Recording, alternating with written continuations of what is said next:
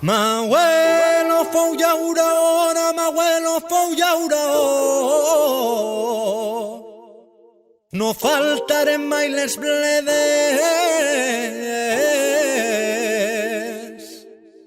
I ara que ja soc padrí, que vull ser llauró. I asfalt damunt d'eixes terres. Passa el temps, roda la cadena, ara asfalt on hi havia terra, operaris, actors secundaris d'esta brama. Va de vie, un programme sobre tot que envolta el binatural, de la mà de Jérôme Chénaud. A tots es donen faena i jo tenia el meu camp, ja no treballo en la terra, ens venen prosperitat. Bon dia, bona vespra, ací Radio Pego per a una nova crònica de Va de vie. Quan parlem del bobal, o de boval, en V en valencià, parlem d'una varietat de raïm que durant molt de temps ha sigut mal entès. I no només en el gust, sinó també en el relat. Durant dècades, els llibres d'empeleografia intentaren explicar el bobal a través de creuaments, que si provenia d'un encreuament natural amb el terret negre, que si tenia parentius amb altres varietats mediterrànies, que si havia arribat a França com carinyena d'Espanya. Avui sabem que tot això no ha estat demostrat. Són teories anteriors a l'ADN, intents d'ordenar el caos amb les eines de l'època. El que sí que sabem avui és més senzill i més fort. El bobal és un cep autòcton profundament arrelat a Utiel-Requena i al territori valencià, adaptat al clima sec, a l'altura i als sols pobres, amb una personalitat pròpia que no necessita genealogies imaginàries. Durant molts anys, el bobal va ser el raïm del volum, molta producció, molt de color, bona acidesa. Ideal per a cooperatives, per a cupatges, per a rosats industrials i també per a vi a granel. I clar, a Xina, el bobal va acabar amb fama de rústic, dur, aspre, sense elegància. Però el problema no era la varietat. El problema era com s'havia tractat. El bobal és vigorós, sí, té pell gruixuda, tannins marcats i una acidesa natural elevada. Si el forces, et torna duresa. Si el controles, et dona veritat. Amb rendiments baixos, cep vells i vinificacions respectuoses, el bobal mostra una altra cara. Frescor, fruita neta, tensió i una capacitat de guardar que durant anys es va negar. I és així on entra el treball dels vinyaters que han decidit escoltar el cep en lloc de dominar-lo. Pense, per exemple, en Verónica Romero, amb una mirada sensible i precisa, en Bodegas Pigar, recuperant bobals perduts, en Cueva de Mariano Taberner, on el boba es fa també dolç i oxidatiu, en Sexto Elemento, amb criances de 24 mesos en bota de raur, o en el Germans Ferrer Gallego i el projecte endèmic que tenen grandes expectatives eneològiques. Sense oblidar Pablo de Bodega Esquadra, un arquitecte que pensa el vi en matemàtiques. Tots ells tenen una cosa en comú. No intenten disfressar el bobal. El deixen ser. I potser, eixa és la gran lliçó d'aquest raïm. No buscar agradar a tots. No donar vins de maquillatge, donant vins que reflecteixen el lloc, l'anyada i la mà de què ell treballa. Sempre tornem al terroir. Redescobrir el bobal no és seguir una moda, és reconciliar-nos amb una varietat que sempre ha estat així, esperant que el mirarem amb respecte. Això també és binatural. Abans que el bobal tornara a parlar amb veu pròpia, hi havia mans, temps i memoria. Ara, Antonio Pigueras, viticultor jubilat de Campo Arcis, ens contara com es treballava fa més de 60 anys. Antonio, pare de Juan, Bodegas Pigar, el cercle està complet. Salut i vi! Esto es para contárselo a Jerome un poco de lo que conoces tú del Bobal y has conocido en tus años y la diferencia un poco entre lo que estamos haciendo ahora. Vale, pues yo soy Antonio Piqueras, tengo 76 años y llevo pues unos 62 o 63 años de viticultor. Aún sigo como viticultor, Aún sigues aunque en soy activo. pensionista.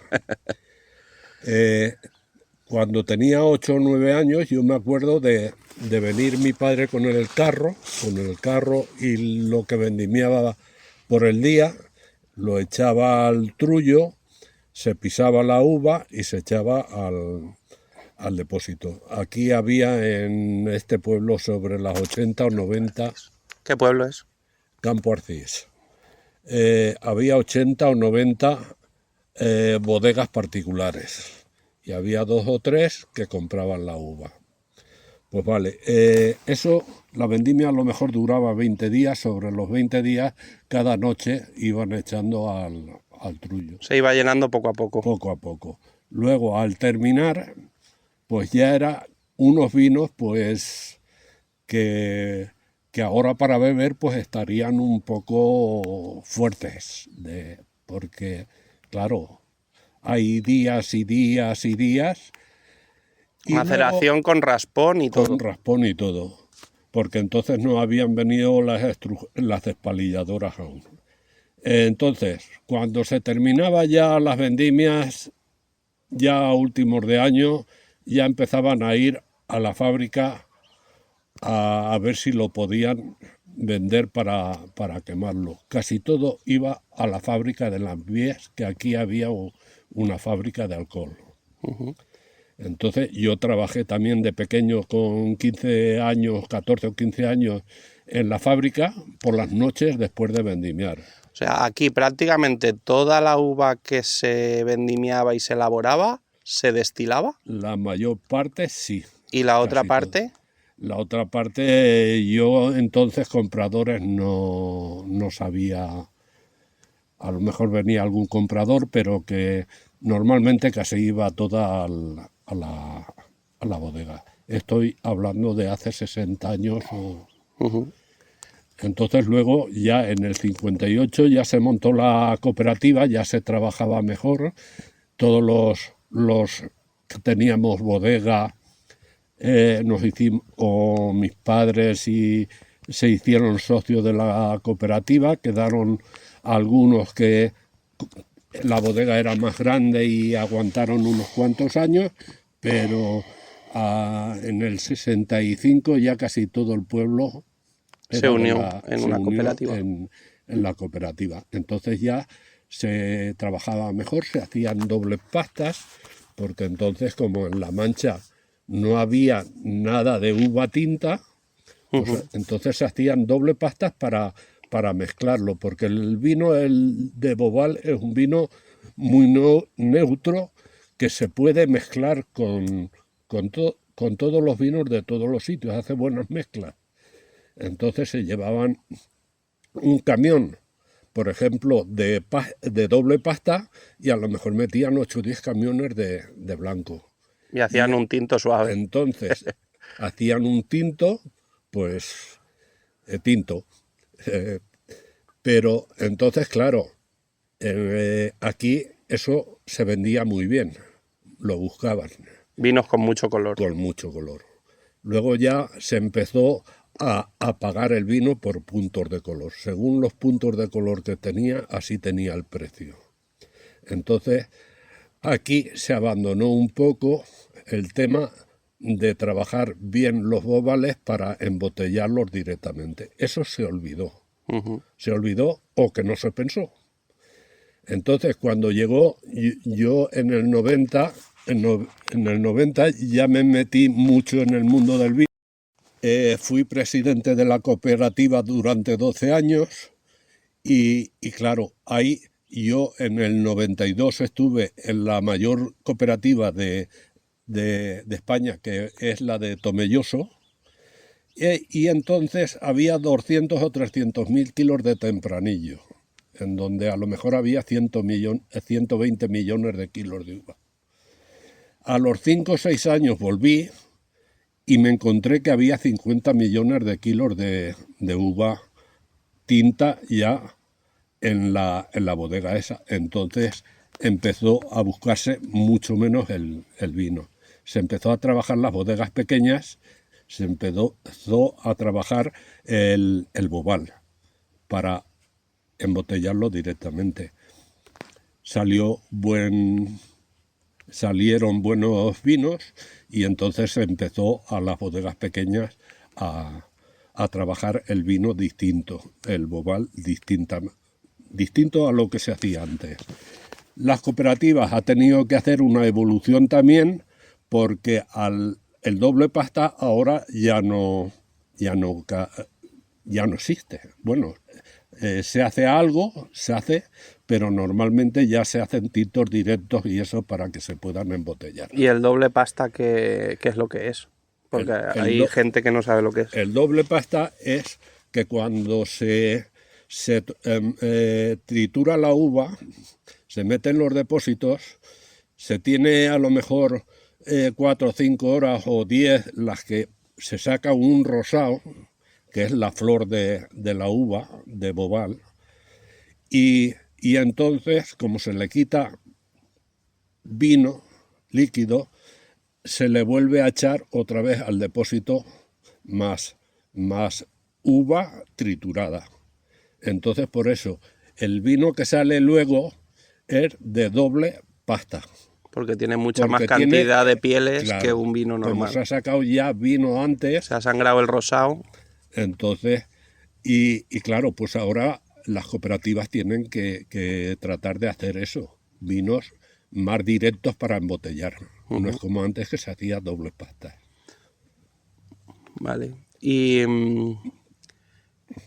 ahora qué piensas de los vinos que estamos haciendo? Yo pienso que las bodegas pequeñas tienen, en el tema del bobal, para mí es una buena variedad y es autóctona de aquí. Que no hablemos del Cabernet ni porque esos son francesas, son el Syrah, todas esas variedades están en muchos sitios. El bobal es autóctona de aquí, quitado en la Manchuela hay muy poco bobal.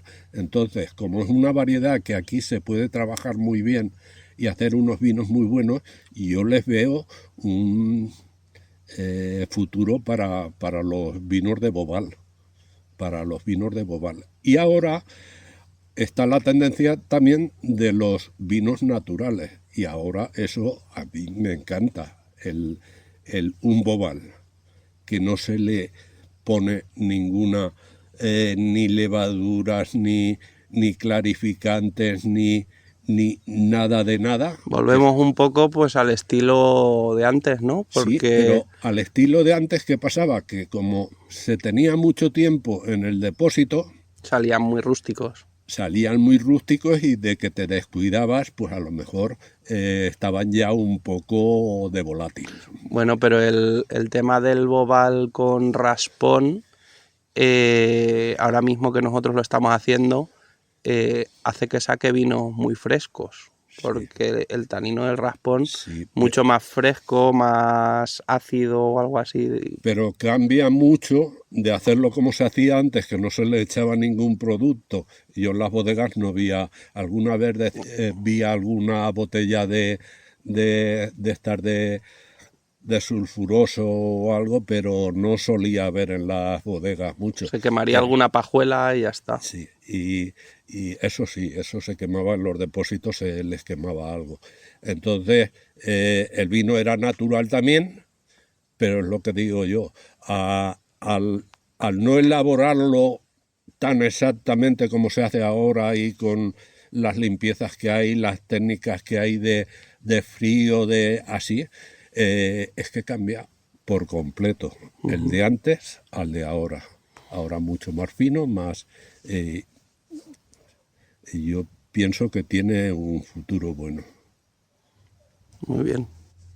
¿Y qué te pareció el año pasado la feria de Pego? Pues hombre, me pareció que si no hubiera llovido hubiéramos disfrutado más. Bueno, pero aún así lloviendo, hubo una afluencia de gente muy grande. Me pareció, bueno, y según el promotor, me causó una impresión buenísima. ¿Y este año volvéis o qué? Yo, si me invitan, volveré. Me invitan, volveré a ver. Y a beber. Y a beber. Bueno, Jerome, nos vemos pronto. Vale, un saludo.